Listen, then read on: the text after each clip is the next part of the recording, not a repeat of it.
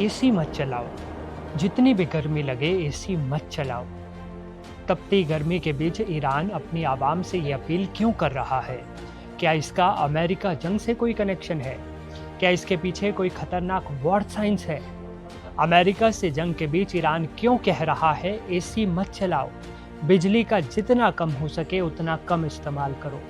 आइए पूरी खबर विस्तार से समझते हैं। नमस्ते, मैं हूं वसीम और आप देख रहे हैं एनडीटीवी इंडिया।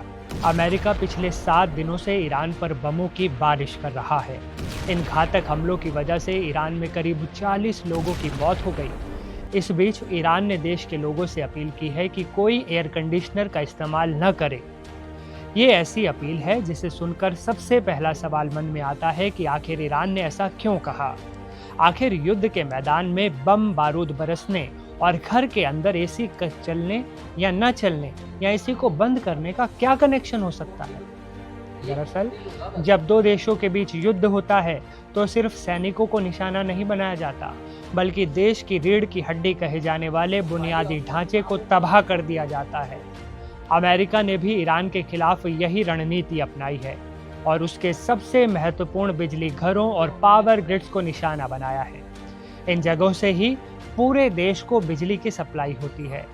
इन अमेरिकी हमलों के कारण ईरान का पावर जनरेशन सिस्टम बुरी तरह प्रभावित हुआ है और कई बड़े बिजली घर ठप पड़ चुके हैं। इस तबाही के कारण बचे हुए पावर ग्रिड्स पर लोड अचानक बहुत ज़्यादा बढ़ गया है। हम सभी जानते हैं कि एयर कंडीशनर चलाने से सबसे ज़्यादा बिजली की खपत होती है, लोड बढ़ता है।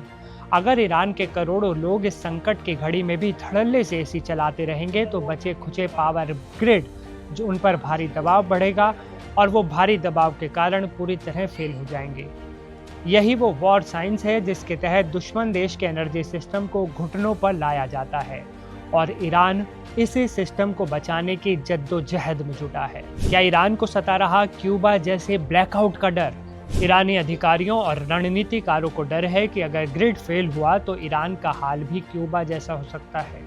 हाल ही में क्यूबा ने एक ऐसा भयानक दौर देखा था जब उसका पूरा नेशनल ग्रिड फेल हो गया था और पूरा देश कई दिनों तक घने अंधेरे में डूब गया था। युद्ध के समय अगर कोई देश पूरी तरह अंधेरे में डूब जाता है तो उसकी अर्थव्यवस्था पूरी तरह ठप हो जाती है, क्योंकि बिना बिजली के फैक्ट्रियां, दफ्तर और ज़रूरी सेवाएं बंद हो जाती हैं, जिससे देश कंगाली की कगार पर पहुंच सकता है। इसके अलावा युद्ध के समय सबसे ज़्यादा बिजली की ज़रूरत अस्पतालों में घायलों के इलाज के लिए और मिलिट्री कमांड सेंटर्स में होती है। अगर आम लोग बिजली की खपत करते रहेंगे तो सेना और डॉक्टरों के लिए ज़रूरी बैकअप नहीं बचेगा। इसके साथ ही ग्रिड फेल होने से मोबाइल नेटवर्क, इंटरनेट और सरकारी रडार सिस्टम भी बंद हो सकते हैं।